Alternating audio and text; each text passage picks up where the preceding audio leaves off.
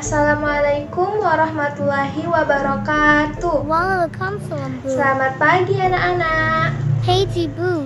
Gimana kabarnya hari ini? Sehat? Sehat, Bu. Alhamdulillah. Tadi pagi udah pada sarapan belum? Sudah, Bu. Iya, kita harus sarapan terlebih dahulu supaya kita itu lebih semangat lagi belajarnya. Nah, sebelum kita memulai pelajaran kita alangkah baiknya berdoa terlebih dahulu. Bismillahirrahmanirrahim. Amin. Oke, sebelum Ibu mulai pelajarannya, ada yang tahu belum Ibu siapa? Belum, Bu. Belum ya? Jadi di sini Ibu akan memperkenalkan diri Ibu terlebih dahulu. Nah, nama Ibu itu Dinda Alfionita Lubis. Nah, anak-anak bisa panggil Ibu dengan nama Ibu Dinda. Ibu siapa? Ibu Dinda. Iya, Ibu Dinda. Jadi, di sini ada yang mau bertanya tentang Ibu? Tidak, Bu. Oke, kalau nggak ada, Ibu akan masuk ke materi kita. Di sini Ibu akan menjelaskan tentang kata berimbuhan. Sebelumnya ada yang tahu apa sih kata imbuhan itu? Ada yang tahu? Tidak, Bu. Nggak ada ya? Oke, Ibu akan menjelaskan. Imbuhan sendiri itu menurut KBBI atau Kamus Besar Bahasa Indonesia itu artinya bubuhan. Bubuhan atau tambahan untuk membuat kata baru. Jadi, kata imbuhan ini sendiri itu sebagai alat untuk mengubah kata dasar menjadi kata baru. Jadi dapat kita simpulkan dari pengertian imbuhan tadi bahwa kata berimbuhan itu adalah kata yang sudah berubah. Kata yang sudah berubah dan kata yang sudah mempunyai arti baru dan bentuknya itu sudah tidak lagi kata dasar, melainkan sudah berganti menjadi kata baru. Nah, kata dasar itu apa sih, Bu? Kata dasar itu ya kata yang belum mendapat imbuhan.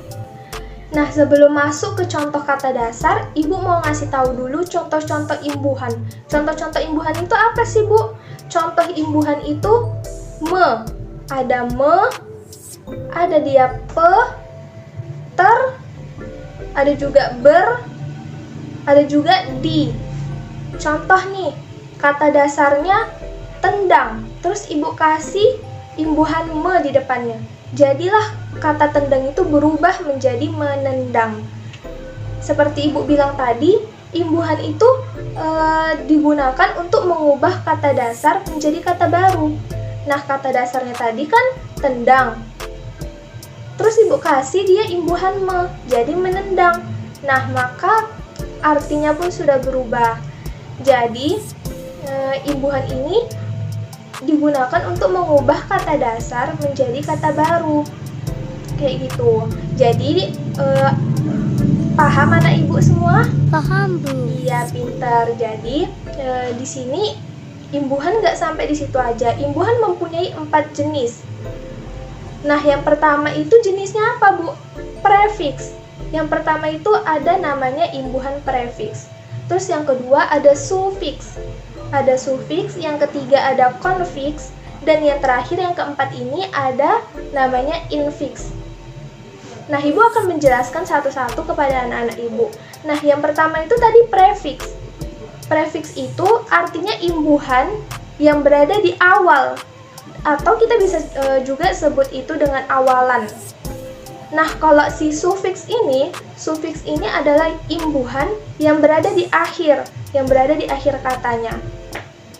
Dan kita bisa sebut itu dengan akhiran. Dia berada di akhiran. Tapi kalau yang konfiks, itu dia imbuhannya berada di awal dan di akhir. Kayak gitu. Terus yang terakhir itu ada infiks. Nah, infiks ini dia itu kata imbuhannya berada di tengah. Dia nyelip di tengah-tengah, dan atau kita bisa juga sebut dengan sisipan gitu. Jadi contohnya itu yang prefiks tadi itu kan tadi Ibu bilang itu dia awalan, dia berada di awal. Nah, contohnya itu imbuhan me, terus kata dasarnya buat, jadi membuat gitu. Terus kalau misalnya awalannya jadi terbuat gitu kan. Jadi kalau misalnya prefiks ini imbuhannya berada di awal. Contoh imbuhannya itu bisa me, bisa pe, bisa ter, bisa ber, dan lain-lain. Nah, kalau misalnya yang sufiks, ini tadi kan dia imbuhannya berada di akhir. Contohnya apa? Imbuhan yang berada di akhir contohnya itu kan, katakan, atau yang berada di akhir itu bisa nya. Contohnya nya itu main, kata dasar main. Imbuhannya itu nya, jadi mainnya. Atau kata akhirnya itu imbuhannya kan, jadi mainkan. Jadi di sini kata dasarnya main dan imbuhannya itu adalah kan. Dan itu termasuk sufiks karena dia berada imbuhannya di akhir kata. Nah, kalau yang ketiga tadi konfiks. Nah, konfiks ini dia imbuhannya berada di awal dan di akhir. Gitu. Jadi contoh imbuhannya itu seperti kean. Contoh kalimatnya, contoh katanya itu misalnya perlu, kata dasarnya itu perlu. Terus mendapat imbuhan konfiks itu ke dan an, menjadi katanya berubah menjadi keperluan. Kata dasarnya tadi kan perlu, terus mendapat imbuhan awalnya ke dan diakhiri dengan an, jadi keperluan. Gitu. Jadi yang terakhir itu ada infiks. Nah, infiks ini tuh dia imbuhannya itu berada di tengah, dia nyelip di tengah-tengah katanya. Contohnya itu imbuhan ada juga l, ada juga r gitu. Contoh m itu misalnya kata dasarnya itu getar gitu kan. Terus dia mendapat getar, jadi kata tengahnya itu nyelip huruf m gitu. Jadi berubah menjadi gemetar gitu kan. Karena dia M-nya itu berada di tengah gitu, nyelip dia di tengah-tengah kata gemetar itu tadi. Gitu. Jadi tadi imbuhan ini ada 4 jenis, apa aja? Prefiks, sufiks, konfiks, dan yang terakhir Infiks. iya benar, infiks. Jadi sampai sini ada yang mau bertanya? Infiks itu imbuhannya di tengah kan, Bu? Iya, kalau misalnya infiks itu dia di tengah kata, dia nyelip di antara kata dasar tadi, gitu.